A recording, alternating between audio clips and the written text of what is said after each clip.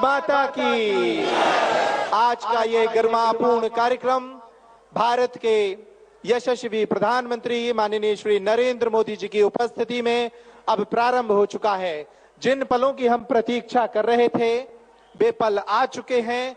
जिन क्षणों का हमें बेसब्री से इंतजार था वे क्षण आ चुके हैं। बालाजी के दर्शन के उपरांत और पूज्य गुरुदेव भगवान से भेंट के उपरांत माननीय श्री नरेंद्र मोदी जी ऋषियों की इस तपोभूमि बागेश्वर धाम पर पधार चुके हैं। हम उनका हार्दिक अभिनंदन करते हैं। मैं आग्रह करता हूं आप सभी जनमानस से कि अपने स्थान पर ही बैठकर करतल ध्वनि के साथ उनका अभिनंदन करें। और अब मैं आग्रह करता हूं बागेश्वर धाम के पीठाधीश्वर पूज्य गुरुदेव भगवान से कि वे मंच पर पधारे माननीय देश के प्रधानमंत्री श्री नरेंद्र मोदी जी का स्वागत करें। बालाजी के हनुमान यंत्र के साथ। बालाजी का हनुमान यंत्र, ये वो हनुमान यंत्र है जो बालाजी की तमाम सिद्धियों से संपन्न अभिमंत्रित है। पूज्य गुरुदेव भगवान के द्वारा देश के प्रधानमंत्री जी को भेंट किया जा रहा है, इस आशा के साथ कि वे हनुमान जी उन्हें बल और सामर्थ्य दें कि वे देश की सेवा इसी तरह करें। अब मैं आग्रह करता हूं बालाजी का एक विग्रह प्रधानमंत्री जी को भेंट किया जा रहा है। ये वो अनुपम छवि है बागेश्वर बालाजी की, जिनके दर्शनों के लिए देश और दुनिया के लोग बागेश्वर धाम आते हैं, रोते हुए आते हैं और हंसते हुए जाते हैं। ये वो विग्रह उन्हें भेंट किया गया। और अब धाम से जुड़ा साहित्य, गुरुदेव भगवान द्वारा रचित पुस्तक देश के जनमानस के लिए जो उन्होंने लिखी, सनातन धर्म क्या है, यह वो पुस्तक जो उन्होंने विद्यार्थियों को ध्यान में रखते हुए लिखी थी, सनातन धर्म की छोटी छोटी बातों से उन्हें अवगत कराने के लिए। और अब मैं आग्रह करता हूं कि एक स्मृति चिन्ह भी भेंट करें। इस स्मृति चिन्ह जो बागेश्वर जन सेवा समिति की ओर से इस विराट महोत्सव की स्मृति उन्हें दिलाता रहेगा। आप करतल ध्वनि से स्वागत करें। इन अवसरों का मैं आग्रह करता हूं पूज्य महाराज श्री से कि वे एक स्मृति चिन्ह के माध्यम से मध्य प्रदेश के मुख्यमंत्री डॉक्टर मोहन यादव जी का भी स्वागत करें इस स्मृति चिन्ह के माध्यम से। आप सभी इन पलों का स्वागत करें, ये अनुपम पल। और अब मैं आग्रह करता हूं हमारे मंच पर विराजमान हैं पूज्य जगत गुरु भगवान स्वामी श्री रामभद्राचार्य जी महाराज। वो कुछ अंग वस्त्र और अपने द्वारा रचित साहित्य देश के प्रधानमंत्री श्री नरेंद्र मोदी जी को भेंट कर रहे हैं। उनकी गरिमामयी उपस्थिति में ये साहित्य और अंग वस्त्र वो देश के प्रधानमंत्री जी को भेंट कर रहे हैं आशीर्वाद स्वरूप, ताकि देश के प्रधानमंत्री जो दुनिया भर में रहने वाले करोड़ों हिंदुओं की आशाओं के प्रतीक हैं, उन आशाओं के संरक्षक हैं, वो इसी तरह देश की सेवा करते रहें। इन अनुपम पलों के साथ अब मैं आग्रह करता हूं बागेश्वर धाम सरकार यानी परम पूज्य गुरुदेव भगवान को कि वे आए और अपनी वाणी से देश के यशस्वी प्रधानमंत्री जी का इस भव्य आयोजन में स्वागत करें। पूज्य गुरुदेव भगवान, आप सभी करतल ध्वनि से स्वागत करें।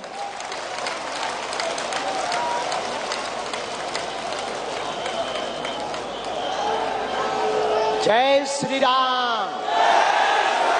बागेश्वर धाम की, बालाजी हनुमान की, परम पूज्य श्री जगतगुरु भगवान की, सभी संत जनों की, पूज्य श्री बद्रीनाथ वाले महाराज जी की, परम पूज्य श्री परमार्थ निकेतन वाले महाराज जी की, परम पूज्य श्री दीदी मारितम्बरा जी की, आज के उत्सव की। हम सब बहुत उत्साहित हैं, हम सब बड़े प्रसन्न हैं।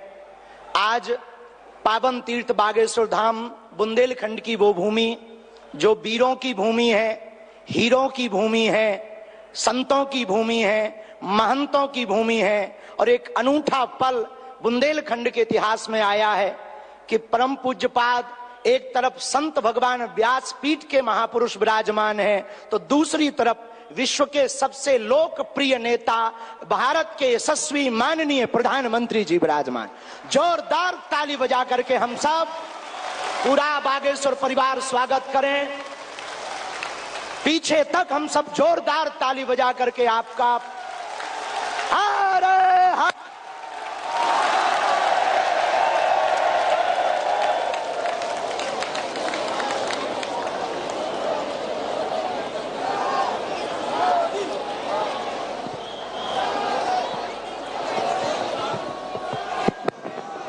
आज एक अनूठा, अद्भुत, अकल्पनीय पल आया है। बहुत से लोग यहां पर जो विराजमान और देश दुनिया में जो देख रहे हैं, हम सब बुंदेलखंड वासी माननीय प्रधानमंत्री जी का धन्यवाद कह कर करके थक जावे, तब भी धन्यवाद नहीं चुकेगा, क्योंकि 60 दिन में दूसरी बार बुंदेलखंड के प्रति लाड़ और प्यार बरसाने के लिए आए हुए हैं।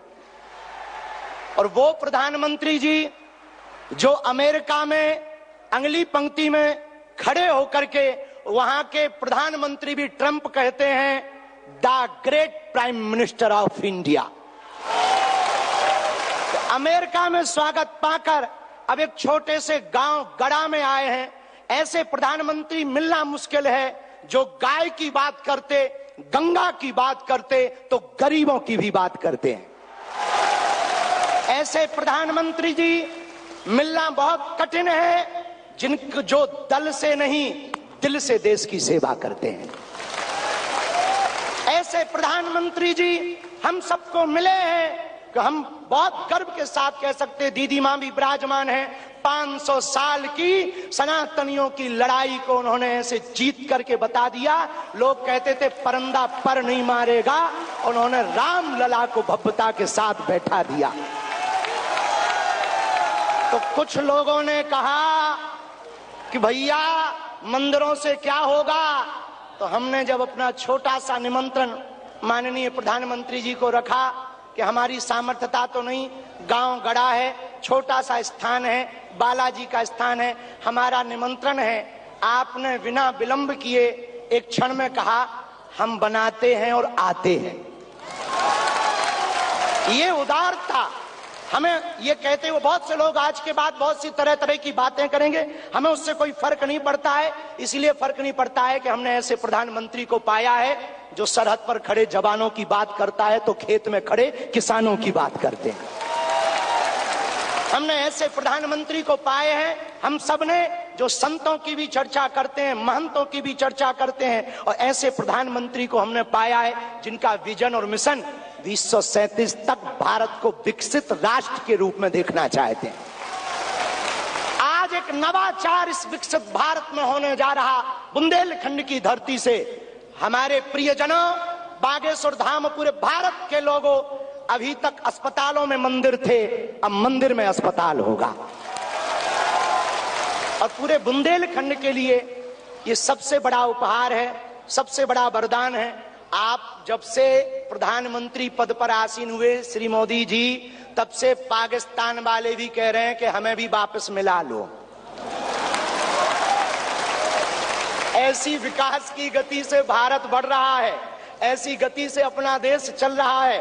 और एक बात बहुत हम विनम्रता पूर्वक आपको प्रार्थना करें, हमारे संत महात्मा विराजमान हैं, विदेशों से भी लोग यहाँ विराजमान हैं, एनआरआई सभी वर्गों के लोग हैं, यशस्वी माननीय मुख्यमंत्री जी हैं, हमारे क्षेत्रीय सांसद जी भी हैं। एक बात हम कह दें, विश्वामित्र का भारत विश्व मित्र की भूमिका निभा रहा है। कल तक जो पिछली पंक्तियों में भारत को खड़ा किया जाता था, आज रेड कारपेट बिछा करके पूरा विश्व स्वागत कर रहा हो। बुरा ना मानना, हम बात को विराम करने के पहले कह दें, यूक्रेन वाले प्रधानमंत्री जी की पुतिन से बात नहीं होती, पुतिन की ट्रंप से नहीं होती, लेकिन एक अपने प्रधानमंत्री जी हैं जो तीनों से कर लेते हैं। और अद्भुत ये देखना, ये विश्व मित्र भारत है हमारा, जो वर्तमान में विश्व मित्र की भूमिका निभा रहा। और अद्भुत देखना, गड़ा गांव बागेश्वर धाम सन्यासी बाबा की तपोभूमि पर आ गए तो भैया आपने अपने माननीय प्रधानमंत्री जी ने अपने विजन और मिशन से चांद पर भी तिरंगा फहरा दिया। अब हम माननीय प्रधानमंत्री जी को कहें, आप जहां आए हैं, एक समय ऐसा था कि हमारे यहाँ विधायक भी 5 साल में एक बार आते थे। अब आप आ गए हैं तो हमें लगता है हमारा बुंदेलखंड निश्चित रूप से आपको बहुत बहुत सब बधाई दे रहे हैं, आशीर्वाद दे रहे हैं, सब साधुवाद दे रहे हैं, सब आपके प्रति बहुत भाव प्रकट कर रहे हैं। अत्यधिक ना कहें क्योंकि ज्यादा पूज्यपाद गुरुजी भी बैठे, ज्यादा कुछ बोल जाएंगे तो गड़बड़ हो जाएगा। लेकिन अंत में यही कहेंगे, आपका स्नेह जो बुंदेलखंड के प्रति है वो बना रहे और हमारा बुंदेलखंड और हमारा देश आपके नेतृत्व में ऐसे ही दिशा और दशा सुधार करता हुआ विकसित राष्ट्रों में पहुंचे। हम साधु समाज और बुंदेलखंड वासी तो हम वो हैं कि राम जी को 14 साल का वनवास मिला था तो 12 साल यहीं रख लिया था चित्रकूट में। तो हम चाहेंगे कि आप ऐसे ही बार बार आते रहें और पूरे बुंदेलखंड के लिए यह अस्पताल लगभग 2 से 3 वर्ष में पूर्ण करेंगे। सबके सहयोग से आप आ गए तो हो ही जाना है पूरा, और इसको मेडिकल कॉलेज बनाने का हमारा विचार है। और बालाजी पूर्ण करवाएंगे, सन्यासी बाबा का तप इसको पूर्ण करवाएंगे। अब अस्पतालों से कृपा भी मिलेगी, दवा भी मिलेगी, ज्ञान भी होगा तो विज्ञान भी होगा। और हम आपको निवेदन करें, अतिशयोक्ति हो जाए तो क्षमा करना, हमारे ब्याह में भले ही न आप आइयो पर उद्घाटन में अगर समय मिल जाए तो आप पहुंचे। माननीय प्रधानमंत्री जी अभी जब माताजी को मिल रहे थे तो हमारी माताजी से कह रहे थे हम तुम्हारी माताजी पर्ची खोल रहे, और माताजी से बोले अब तुम्हारे मन में ये चल रहा है कि ब्याह हो जाए। तो उस वक्त तो हम नहीं कह पाए, तो हम कहेंगे हमारी बारात में आप भले ना।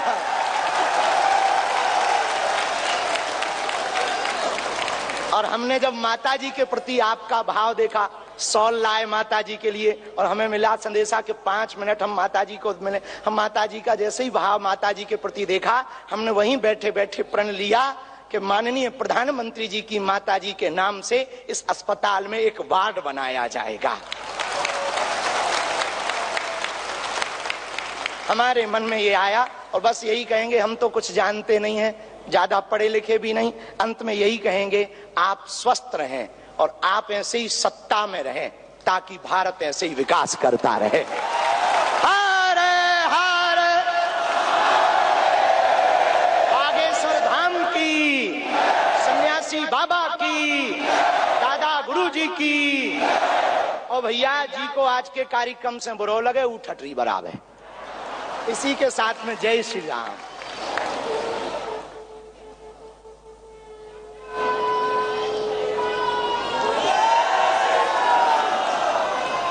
सीताराम।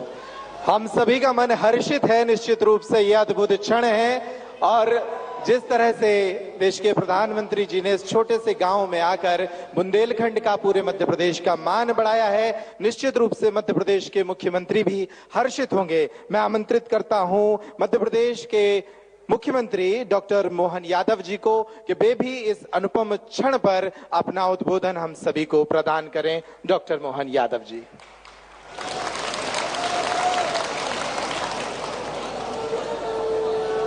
आज का दिन वास्तव में एक अलग प्रकार के आनंद का, उत्साह का, उमंग का और खासकर बुंदेलखंड की धरती पर यशस्वी प्रधानमंत्री, मैं एक बार अपनी ओर से, सरकार की ओर से और आप सबकी ओर से आपका स्वागत करता हूं, अभिनंदन करता हूं। बोले बागेश्वर धाम की, महाराजा छत्रसाल की। आज यहां यशस्वी प्रधानमंत्री का जब आगमन हुआ है, उसके साथ साथ सारा संत वृंद अपना आशीष देने के लिए, आज का दिन तो देवता भी आशीर्वाद दे रहे होंगे, इतना भव्य धाम अपना जगमगा रहा। इंद्र का इंद्रासन भी आज अलग प्रकार से कहीं न कहीं थोड़ी ईर्ष्या कर रहा होगा। हमारे बीच परम पूज्य जगत गुरु साध्वी दीदी, चिदम्बरम महाराज साहब, सभी संत वृंद, हमारे माननीय अध्यक्ष जी, माननीय गवर्नर साहब, यशस्वी प्रधानमंत्री के साथ जब विराजमान है, मैं थोड़ी धृष्टता के साथ कह रहा हूं कि हमारे लिए वास्तव में ये बुंदेलखंड के प्रति पहली बार हो रहा है यशस्वी प्रधानमंत्री का इतना स्नेह कि हमारे लिए पहले यहाँ ये बुंदेलखंड की धरती यशस्वी प्रधानमंत्री के आने से केन बेतवा नदी के माध्यम से पूरे क्षेत्र के लिए जल की इतनी बड़ी सौगात दी, वाकई अद्भुत दी है। हमारा पूरा बुंदेलखंड उत्तर प्रदेश और मध्य प्रदेश का मिला करके स्वर्गीय भारत रत्न अटल बिहारी वाजपेयी की उस भावना को लेकर के जो वास्तव में बुंदेलखंड लोग हमारे लिए बात अपने आन बान शान की हो तो प्राण की बाजी लगा करके वीरता का नया प्रतिमान बना सकते हैं। लेकिन जो प्रकृति की मार थी, जहां सूखा पड़ता था, वहां आपके आशीर्वाद से सुखी रहने का आशीर्वाद मिला है। ये आपकी कृपा है, आपकी मेहरबानी है। और उससे बड़ा दो राज्यों के बीच, राजस्थान हो, मध्य प्रदेश हो, उत्तर प्रदेश हो, एकमात्र ये वाकई स्वर्णिम काल चल रहा माननीय प्रधानमंत्री जी, जिनके कारण, आपके कारण से सभी राज्यों के बीच ये अनावश्यक झगड़े और ये इनके बीच पानी के बंटवारों को लेकर पूरे दुनिया भर में भारत की खराब छवि बनती थी। लेकिन आपने ये परस्पर समन्वय पे आशीर्वाद देते हुए, और आशीर्वाद के लिए भी कितना बड़ा आशीर्वाद, केन बेतवा नदी का 1 लाख करोड़ का प्रोजेक्ट 90,000 करोड़ आप दे रहे हो, ये कितना बड़ा आशीर्वाद है। ये वाकई बहुत अद्भुत समय चल रहा है। 70,000 करोड़ का राजस्थान के साथ पार्वती कालीसिंध चंबल प्रोजेक्ट, लेकिन आपके आशीर्वाद से उसकी भी 90% राशि माननीय केंद्र सरकार के माध्यम से प्रधानमंत्री जी दे रहे हैं। ये वाकई अद्भुत समय चल रहा है। जो वसुदेव कुटुंबकम की बात हम सुनते थे, आपका मन कितना बड़ा है, कितना उदार है। कोविड के काल में आप देशवासियों की भी रक्षा करते और 40 से ज्यादा देशों में दवाई पहुंचा करके अपनी उस भावना का भी आप आशीर्वाद देते और हमारी सनातन संस्कृति की उस ध्वजा को दुनिया में पुनर्स्थापित करते। आज के इस अवसर पर मैं आपका और विनम्रता के साथ, एक मेरे मन में भी और आप सबके मन में अलग से एहसास हुआ होगा, माननीय प्रधानमंत्री जी विकास के लिए हमको आशीर्वाद देने आए हैं, लेकिन विकास में मंदिरों का भी योगदान होना चाहिए, मंदिरों की भी अलग से दिशा होना चाहिए। ये दृष्टि देने का काम भी आप कर रहे हैं। यहाँ कैंसर रिसर्च सेंटर के स्थापना के साथ, और महाराज जी तो अब और आगे बढ़ गए, मेडिकल कॉलेज का संकल्प ले रहे हैं प्रधानमंत्री की मौजूदगी में। ये बुंदेलखंड के अंदर सबसे बड़ी सौगात होगी। मैं पुनः आपका वंदन करता हूं, अभिनंदन करता हूं और धन्यवाद देता हूं। हमारे लिए आज यही समय है। मैं मान के चलता हूं, अयोध्या की बात आई, मैं बाबा महाकाल के महालोक का भी साक्षी था। माननीय प्रधानमंत्री जी के माध्यम से ये जो हमारे अपने धार्मिक आस्था के केंद्रों पर ये जो नवीन दृष्टि पड़ रही है कि हमारे आस्था के केंद्र भी जगमगाए, लेकिन जीवन उपयोगी उन सारी चीजों के प्रति भी ध्यान जाना चाहिए। ऐसे में हेल्थ डिपार्टमेंट को लेकर के हमारी सरकार ने भी पिछले दिनों आपके आशीर्वाद से सरकार बनने के बाद 3 मेडिकल कॉलेज का लोकार्पण किया है। 12 मेडिकल कॉलेज पीपीपी मॉडल पे आ रहे हैं। लेकिन सच में अपने मंदिरों में कैंसर हॉस्पिटल का आपने निर्माण कराने के लिए आशीर्वाद देने का जो हमको अवसर दिया, ये पूरे देश के लिए नई मिसाल बनेगा। नया एक प्रकार का आह्वान करते हुए कि आपका ये आशीर्वाद सदैव मिलता रहे। मैं मान के चलता हूं, मध्य प्रदेश की धरती पर कई कारण से आपका आगमन आज हमारे लिए बहुत उल्लेखनीय है। कल आप ग्लोबल इन्वेस्टर समिट के माध्यम से विश्व के सभी उद्योगपतियों के साथ मध्य प्रदेश को आशीर्वाद देने के लिए, देश के अंदर भी देश के बाहर भी, और ये आपकी ही कुशल मार्गदर्शन है कि कहां 2014 में 11वें नंबर पर भारत का स्थान था, लेकिन समान रूप से सभी क्षेत्रों में काम करते हुए भारत अपने को 250 साल से ज्यादा गुलाम बनाने वाले इंग्लैंड को पीछे छोड़ करके 5वें स्थान पे लिया है। ये आपकी कृपा है, आपकी अपनी कुशल नेतृत्व क्षमता है।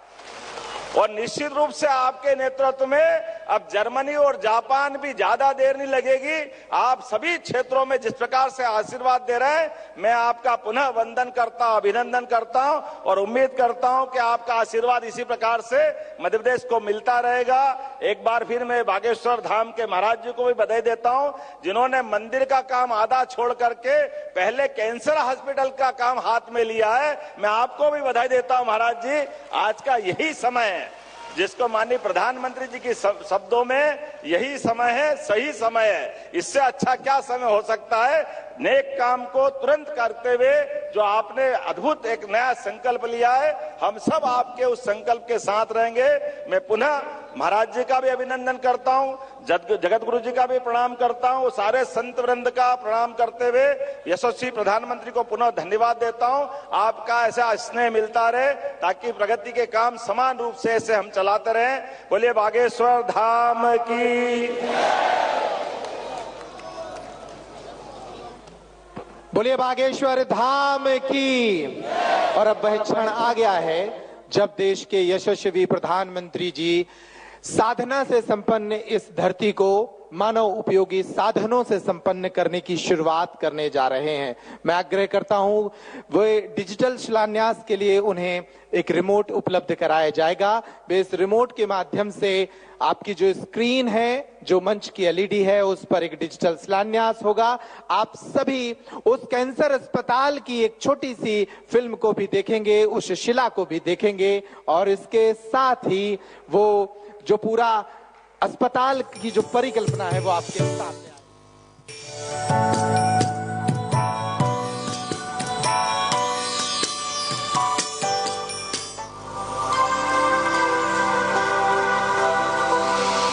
जिन बीमारियों को पहले असाध्य माना जाता था, आज उनके इलाज मौजूद है।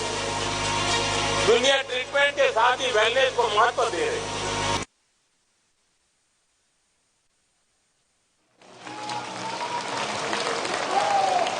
बोलिए बागेश्वर धाम की। ये फिल्म जरूर 2 मिनट की है, लेकिन ये 2 वर्ष पुराना संकल्प है और आने वाले 2 वर्षों में पूर्ण होगा और कई लोगों के काम आएगा। अब वो अवसर है जब हम सभी देश के यशस्वी प्रधानमंत्री जी को सुने। मैं उनसे आग्रह करता हूं कि वे पोडियम पर अपने उद्बोधन के लिए आए। हम सभी तब तक तालियां बजाएं तब तक वो पोडियम पे ना पहुंचे। बोलिए भारत माता की, बोलिए जय श्री राम।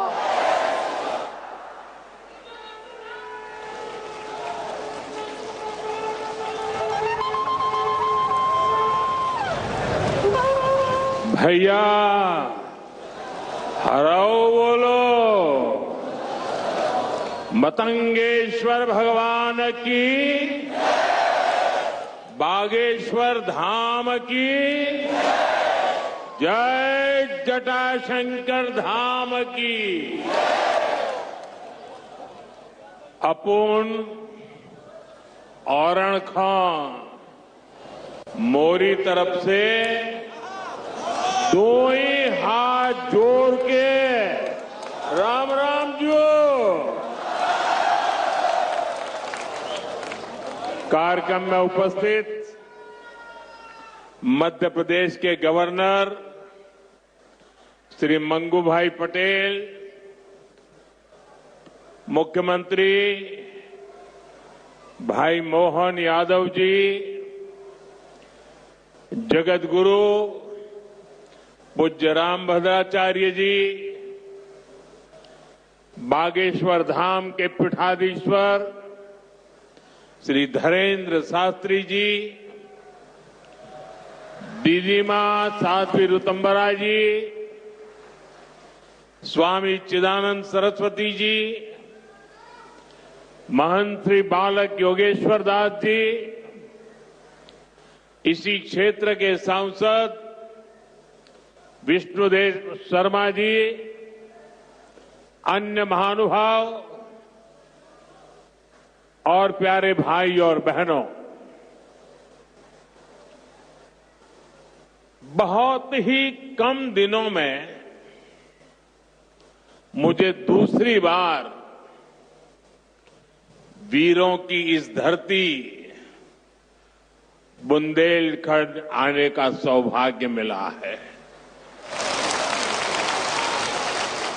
और इस बार तो बालाजी का बुलावा आया है।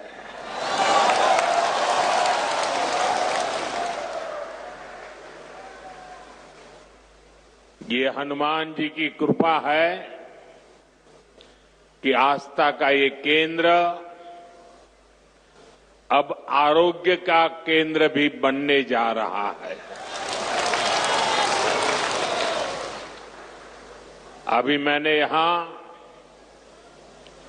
Shri Bageshwar Dham medical science and research institute का भूमि पूजन किया है। ये संस्थान 10 एकड़ में बनेगा। पहले चरण में ही इसमें 100 बेड्स की सुविधा तैयार होगी। मैं इस पुनीत कार्य के लिए श्री धीरेन्द्र शास्त्री जी का अभिनंदन करता हूं और बुंदेलखंड के लोगों को बहुत बहुत बधाई देता हूं। साथियों, आजकल हम देखते हैं कि नेताओं का एक वर्ग ऐसा है जो धर्म का मखौल उड़ाता है, उपहास उड़ाता है, लोगों को तोड़ने में जुटा है और बहुत बार विदेशी ताकतें भी इन लोगों का साथ देकर देश और धर्म को कमजोर करने की कोशिश करती दिखती है। हिंदू आस्था से नफरत करने वाले ये लोग सदियों से किसी न किसी भेष में रहते रहे हैं। गुलामी की मानसिकता से घिरे हुए लोग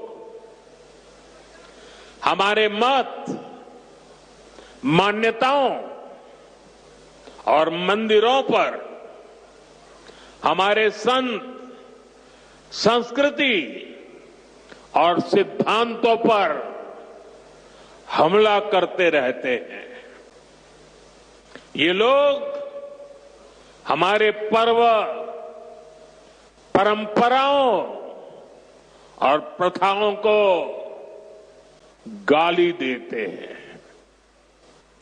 जो धर्म, जो संस्कृति स्वभाव से ही प्रगतिशील है, उस पर ये कीचड़ उछालने की हिम्मत दिखाते हैं। हमारे समाज को बांटना, उसकी एकता को तोड़ना ही इनका एजेंडा है। इस माहौल में मेरे छोटे भाई धीरेन्द्र शास्त्री जी काफी समय से देश में एकता के मंत्र को लेकर लोगों को जागरूक करते रह रहे हैं। अब उन्होंने समाज और मानवता के हित में एक और संकल्प लिया है। इस कैंसर संस्थान के निर्माण की ठानी है। यानी अब यहां बागेश्वर धाम में भजन, भोजन और निरोगी जीवन तीनों का आशीर्वाद मिलेगा। साथियों, हमारे मंदिर, हमारे मठ, हमारे धाम ये एक और पूजन और साधना के केंद्र रहे हैं, तो दूसरी ओर विज्ञान और सामाजिक चिंतन के भी, सामाजिक चेतना के भी केंद्र रहे हैं। हमारे ऋषियों ने ही हमें आयुर्वेद का विज्ञान दिया। हमारे ऋषियों ने ही हमें योग का वो विज्ञान दिया जिसका परचम आज पूरी दुनिया में लहरा रहा है।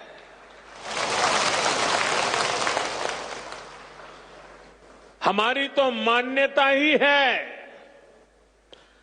परहित सरिस धर्म नहीं भाई, अर्थात दूसरों की सेवा, दूसरों की पीड़ा का निवारण ही धर्म है। इसलिए नर में नारायण, जीव में शिव, इस भाव से जीव मात्र की सेवा, यही हमारी परंपरा रही है। आजकल हम देख रहे हैं महाकुंभ की हर तरफ चर्चा हो रही है। महाकुंभ अब पूर्णता की ओर है। अब तक करोड़ों लोग वहां पहुंच चुके हैं। करोड़ों लोगों ने आस्था की डुबकी लगाई है, संतों के दर्शन किए हैं। अगर इस महाकुंभ की तरफ नजर करें तो सहज भाव उड़ जाता है, ये एकता का महाकुंभ है। आने वाली सदियों तक 144 वर्ष के बाद हुआ ये महाकुंभ एकता के महाकुंभ के रूप से प्रेरणा देता रहेगा और देश की एकता को मजबूती देने का अमृत परोसता रहेगा। लोग सेवा भाव से लगे हुए, जो भी कुंभ में गया है एकता के दर्शन तो किए ही हैं, लेकिन जिन जिन से मेरा मिलना हुआ है, दो बातें महाकुंभ में गए हुए हर व्यक्ति के मुंह से हिंदुस्तान के कोने कोने में सुनाई देती है। एक, वे जी भर करके स्वच्छता कर्मियों की उनके गुणगान करते हैं। 24 घंटे जिस सेवा भाव से इस एकता के महाकुंभ में स्वच्छता के कार्य को संभाल रहे हैं, मैं आज उन सभी स्वच्छता के साथियों को आदरपूर्वक नमन करता हूं। दूसरी एक विशेषता है जो हमारे देश में बहुत कम सुनने को मिलती है, और इस बार मैं देख रहा हूं एकता के इस महाकुंभ से आए हुए हर यात्री कह रहा है कि इस बार एकता के महाकुंभ में पुलिस कर्मियों ने जो काम किया है, एक साधक की तरह, एक सेवाव्रती की तरह पूरी नम्रता के साथ देश के कोटि कोटि जनों को संभालना, इस एकता के महाकुंभ में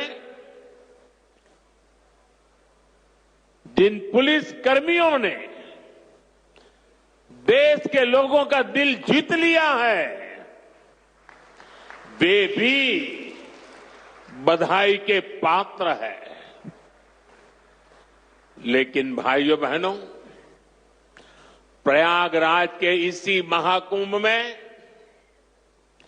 इसी सेवा भावना के साथ अनेक विध समाज सेवा के प्रकल्प चल रहे हैं, जिसकी तरफ मीडिया का तो ध्यान जाना बड़ा मुश्किल है, लेकिन ज्यादा चर्चा भी नहीं हुई है। अगर मैं सभी इस सेवा प्रकल्पों की चर्चा करूं तो शायद मेरा अगला कार्यक्रम डिस्टर्ब हो जाएगा, लेकिन मैं एक का उल्लेख करना चाहता हूं। इस एकता के महाकुंभ में नेत्र महाकुंभ चल रहा है। इस नेत्र महाकुंभ में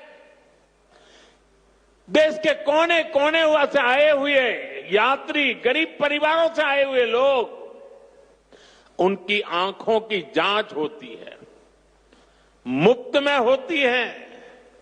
नेत्र चिकित्सक देश के गणमान्य डॉक्टर 2 महीने से वहां बैठे हुए हैं और इस नेत्र महाकुंभ में अब तक 2 लाख से ज्यादा मेरे भाई बहनों की आंखों की जांच हो चुकी है। करीब 1.5 लाख लोगों को निःशुल्क दवाई और चश्मे दिए गए हैं और कुछ लोग ऐसे पाए गए जिनके मोती बिंदु के ऑपरेशन की जरूरत थी। तो इस नेत्र महाकुंभ से चित्रकूट और अगल बगल के स्थानों पर जहां पर अच्छी नेत्र चिकित्सा की अस्पतालें थी, करीब 16,000 मोतियाबिंद के ऑपरेशन के लिए उन अस्पतालों में भेज करके एक भी पैसे का खर्च बिना उन सबके मोतियाबिंद के ऑपरेशन किए गए हैं। ऐसे कितने ही अनुष्ठान इस एकता के महाकुंभ में चल रहे हैं। भाइयों बहनों, ये सब कौन कर रहा है? हमारे साधु संतों के मार्गदर्शन में हजारों डॉक्टर्स, हजारों स्वयंसेवक स्वतः स्फूर्त भाव से, समर्पित भाव से, सेवा भाव से इसमें लगे हुए हैं। जो लोग एकता के इस महाकुंभ में जा रहे हैं, वो इन प्रयासों की सराहना कर रहे हैं। भाइयों बहनों, ऐसे ही भारत में कितने ही बड़े बड़े अस्पताल भी हमारी धार्मिक संस्थाओं द्वारा चलाए जा रहे हैं। धार्मिक ट्रस्ट के द्वारा हेल्थ और साइंस से जुड़े कितने ही रिसर्च इंस्टीट्यूट्स चलाए जा रहे हैं। करोड़ों गरीबों का इलाज और सेवा इन संस्थानों में होती है। मेरी दीदी मां यहां बैठी है। अनाथ बालिकाओं के लिए जिस प्रकार से समर्पण भाव से वो सेवा करती है, अपना जीवन बेटियों के लिए उन्होंने समर्पित कर दिया। साथियों, यहीं पास में हमारे बुंदेलखंड का चित्रकूट, प्रभु राम से जुड़ा ये पवित्र तीर्थ खुद दिव्यांगों और मरीजों की सेवा का कितना बड़ा केंद्र है।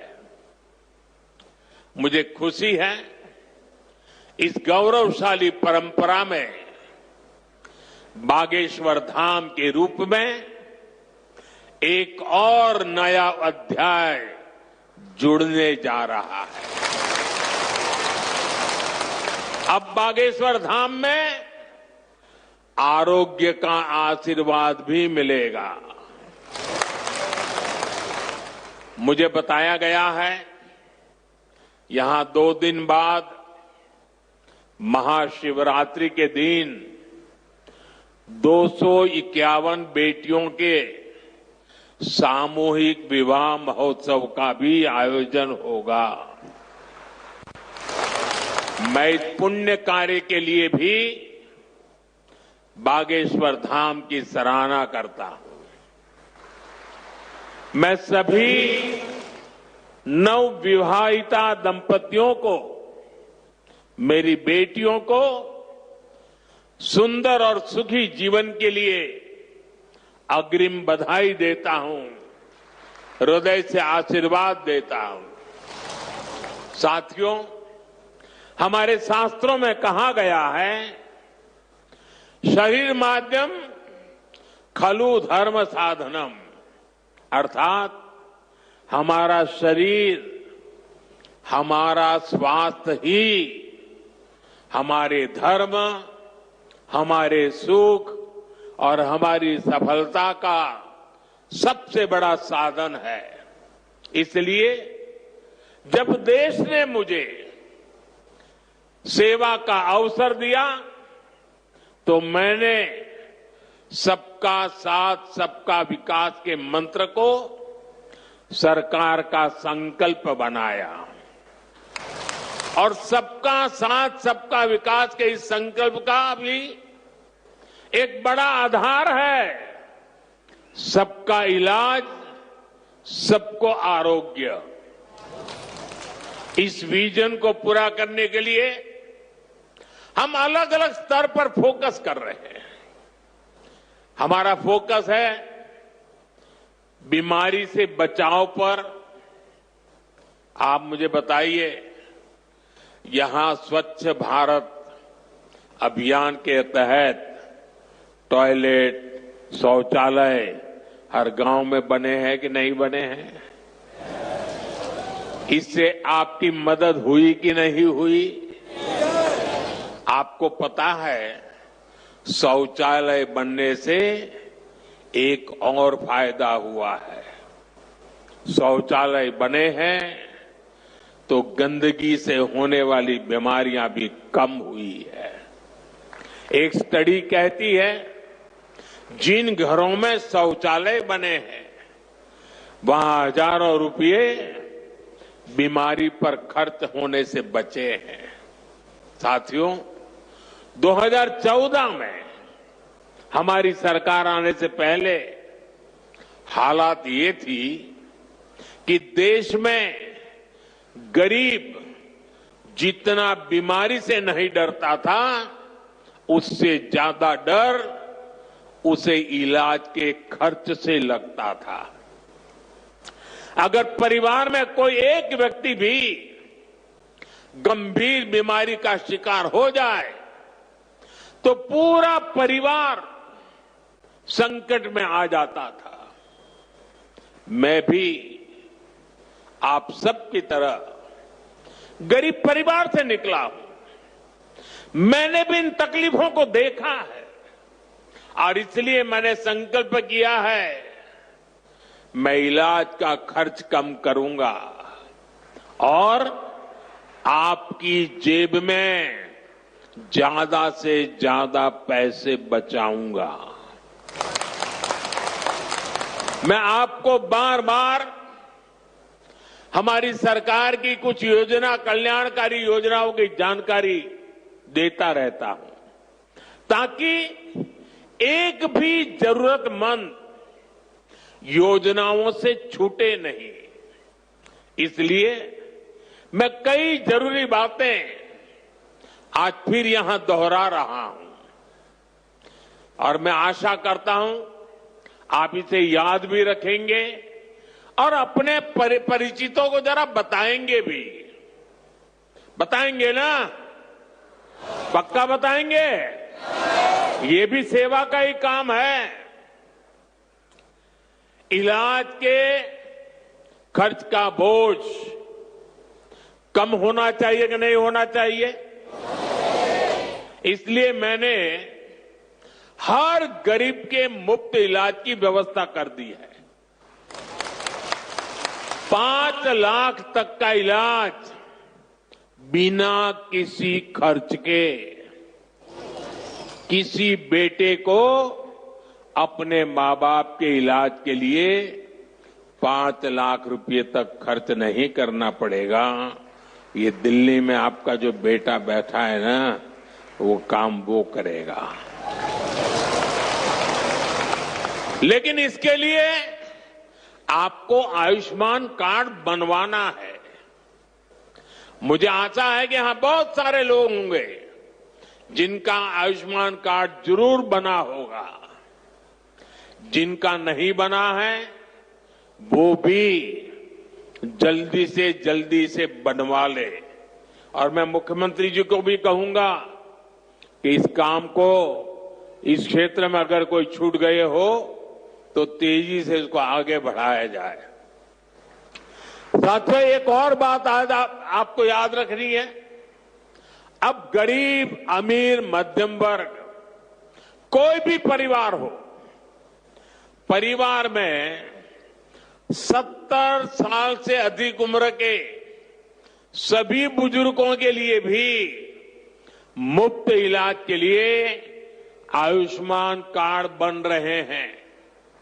ये कार्ड भी ऑनलाइन ही बन जाएंगे। इसके लिए कहीं किसी को कोई पैसा देना नहीं है। और अगर कोई पैसे मांगता है तो सीधे मुझे चिट्ठी लिखना, बाकी काम मैं कर लूंगा।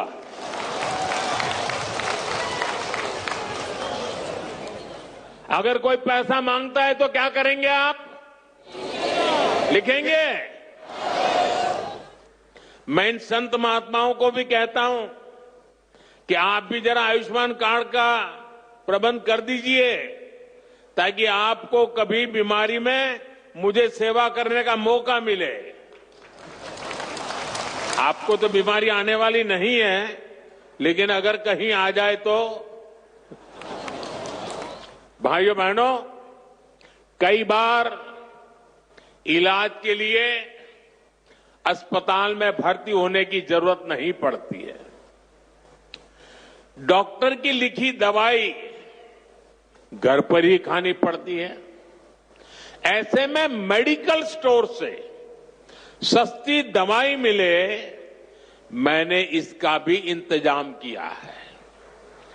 इस खर्च को कम करने के लिए देश में 14,000 से ज्यादा जन औषधि केंद्र खोले गए हैं।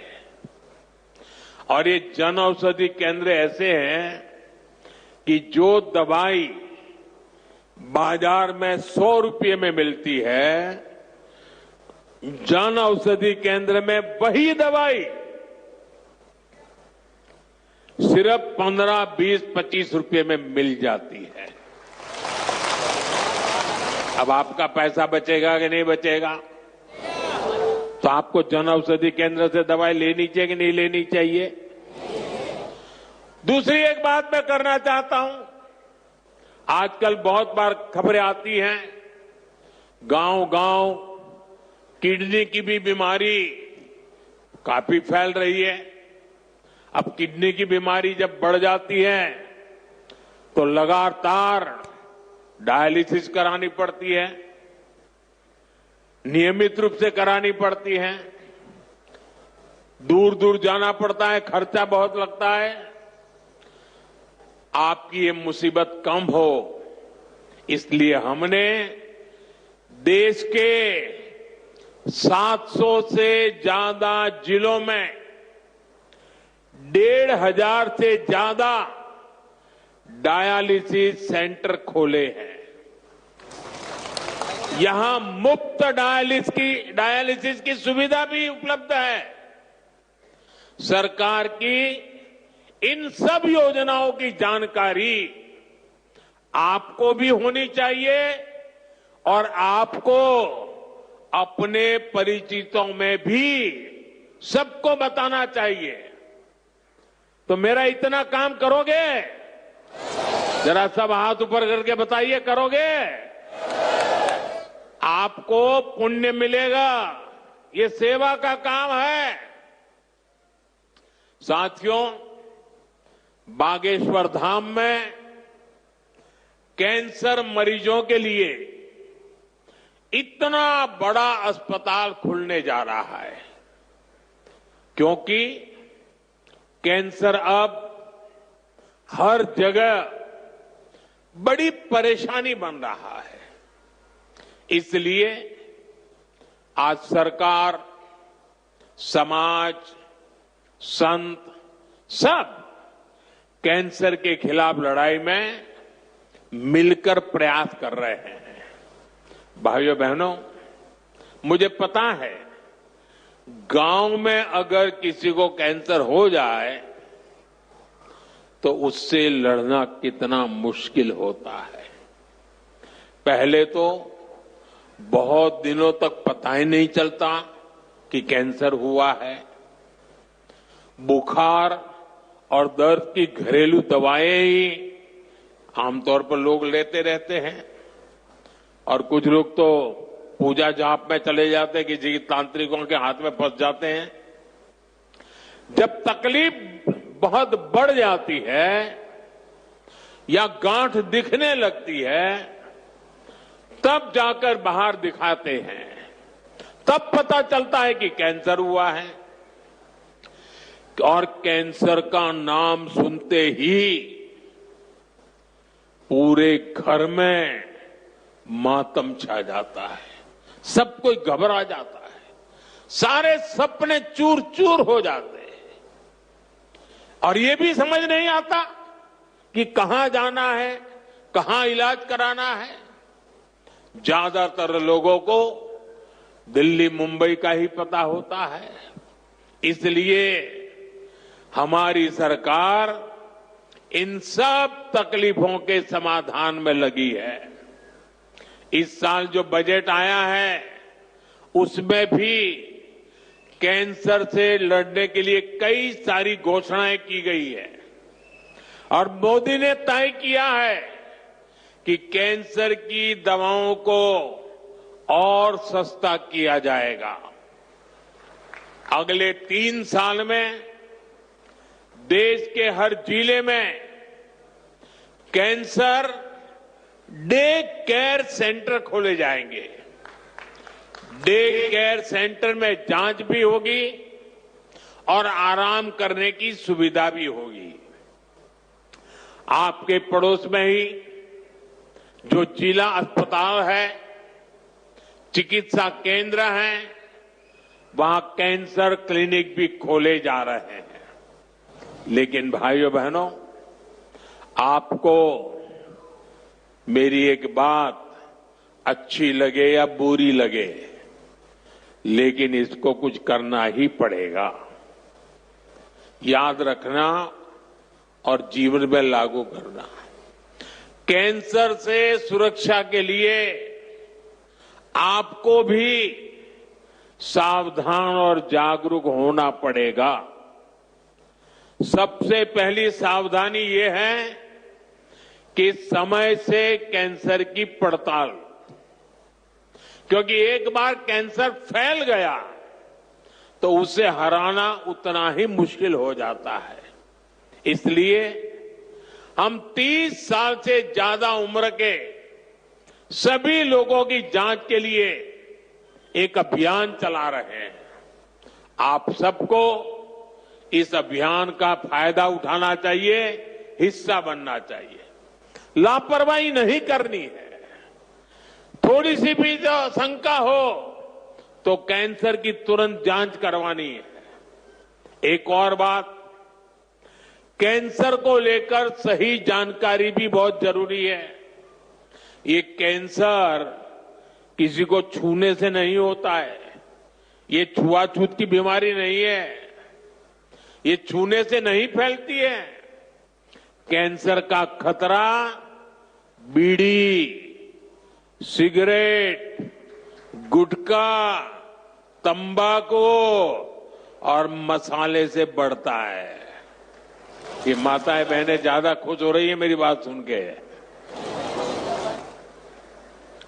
इसलिए कैंसर फैलाने वाले इस सब नशे से आपको तो दूर रहना ही है, औरों को भी उससे दूर रखना है। अपने शरीर और स्वास्थ्य का ख्याल रखना है। और मैं आशा करता हूं अगर हम सावधानी रखेंगे तो बालेश्वर धाम के कैंसर अस्पताल पर बोझ नहीं बनेंगे, यहां आने की जरूरत नहीं पड़ेगी। तो सावधानियां रखोगे ना, लापरवाही तो नहीं करोगे ना। साथियों, मोदी आपका सेवक बनकर आपकी सेवा में जुटा है। मैं पिछली बार जब छतरपुर आया था तो यहां मैंने हजारों करोड़ रुपए की योजनाओं का लोकार्पण और शिलान्यास किया था और अभी मुख्यमंत्री जी ने इसका वर्णन भी किया।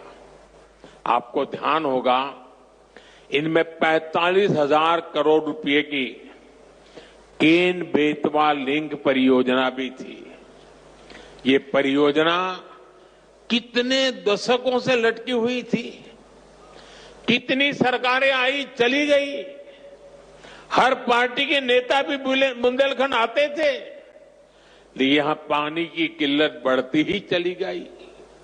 आप मुझे बताइए, पिछली किसी सरकार ने अपना वादा पूरा किया क्या? ये काम भी तब शुरू हुआ जब आपने मोदी को आशीर्वाद दिया।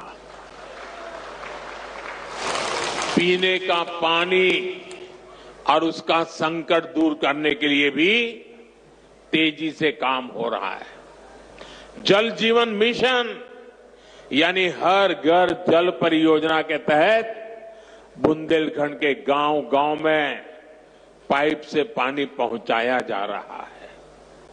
गांव में पानी पहुंचे, हमारे किसान भाई बहनों की तकलीफ दूर हो, उनकी आय बढ़े, हम इसके लिए दिन रात मेहनत कर रहे हैं। भाइयों बहनों, बुंदेलखंड समृद्ध बने, इसके लिए जरूरी है कि हमारी माताएं बहनें भी उतनी ही सशक्त बने। इसके लिए हमने लखपति दीदी और ड्रोन दीदी जैसी योजनाएं शुरू की है। हम 3 करोड़ बहनों को लखपति दीदी बनाने का लक्ष्य लेकर चल रहे हैं। बहनों को ड्रोन उड़ाने की ट्रेनिंग भी दी जा रही है। बुंदेलखंड में सिंचाई का पानी पहुंचेगा, बहनें ड्रोन से फसलों पर छिड़काव करेगी, खेती में मदद करेगी, तो हमारा बुंदेलखंड समृद्धि के रास्ते पर तेजी से आगे बढ़ेगा। भाइयों बहनों, गांव में ड्रोन तकनीक से एक और बड़ा जरूरी काम हो रहा है। स्वामित्व योजना के अंतर्गत ड्रोन से जमीन की पैमाइश करा के उसके पुख्ता कागज दिए जा रहे हैं। यहां एमपी में तो इसे लेकर बहुत अच्छा काम हुआ है। अब इन कागजों पर लोग बैंक से आसानी से लोन भी ले रहे हैं। ये लोन रोजगार धंधे में काम आ रहा है, लोगों की आय बढ़ रही है। साथियों, बुंदेलखंड की इस महान धरती को विकास की नई ऊंचाई पर पहुंचाने के लिए डबल इंजन की सरकार दिन रात मेहनत कर रही है। मैं बागेश्वर धाम में कामना करता हूं बुंदेलखंड समृद्धि और विकास की राह पर इसी तरह आगे बढ़ता रहे। और आज मैं हनुमान दादा के चरणों में आया तो मुझे लगा कि ये धीरेन्द्र शास्त्री अकेले ही पर्ची निकालेंगे कि मैं निकाल पाऊंगा। तो मैंने देखा कि आज हनुमान दादा की मुझ पे कृपा होती है कि नहीं होती है। तो हनुमान दादा जी ने मुझे आशीर्वाद दिया और मैंने आज पहली पर्ची निकाली, उनकी माताजी की पर्ची निकाली। और जिसकी बात शास्त्री जी ने बता दी आपको, खैर साथियों, ये बहुत बड़ा अवसर है, बहुत बड़ा काम है।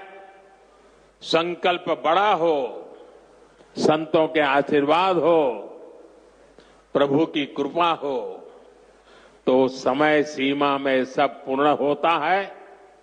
और आपने कहा है कि इसके उद्घाटन के लिए मैं आऊं, दूसरा कहा है कि उनकी बारात में मैं आऊं। मैं आज सार्वजनिक रूप से वादा करता हूं, दोनों काम कर दूंगा।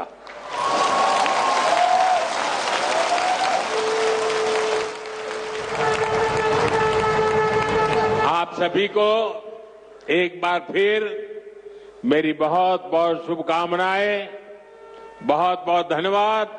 हर हर महादेव।